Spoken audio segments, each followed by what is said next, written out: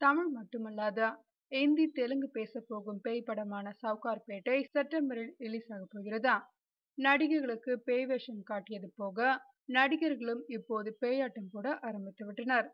அழகான ராய் லட்சுமியும் ஸ்ரீகாந்தும் பேயாக வந்து ரசிகர்களை செப்டம்பரில் பயமுறுத்தப் போகிறார்களாம். பேயில ஆம்பளை பேய், பொம்பளை பேய் வேற இருக்கா? எல்லா பேயும் ஒண்ணுதானே? ஆம்பளை பேய் புடிச்சா என்ன நடக்கும்?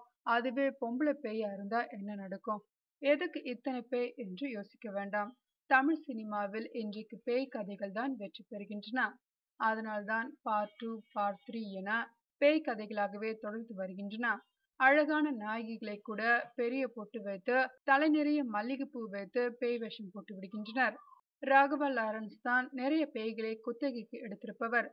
எல்லா பேய்களும் வெற்றியை தேடி வரவே எல்லோரும் வரிசையாக பேய் வேஷம் போட ஆரம்பித்து விட்டனர். இப்போது ஸ்ரீகாந்த், ராய் லட்சுமி ஆகியோர் பேயாக உலா வரப்போகிறார்களாம்.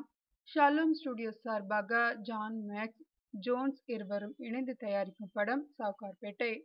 தமிழில் சவுகார்பேட்டை, இந்தியில் பேகம்பேட்டா, தெலுங்கில் தந்திர சக்தி என்ற பெயரில் 3 மொழிகளில் மிக பிரம்மாண்டமாக தயாரிக்கப்பட்டுக் கொண்டிருக்கிறதா? பேய் படம் என்றாலே மொட்டை ராஜேந்திரன் இல்லாமலா? சவுகார்பேட்டையிலும் மொட்டை ராஜேந்திரனுடன் காமெடி நடிகர்களும் பேய்பட வில்லன் நடிகர்களும் நடித்திருக்கின்றனர்.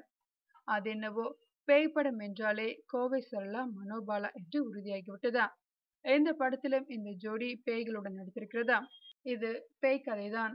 ஆனால் பேய் படம் பார்த்த மாதிரி இருக்காது என்று கூறியுள்ளார் இயக்குனர் வடிவுடையான்.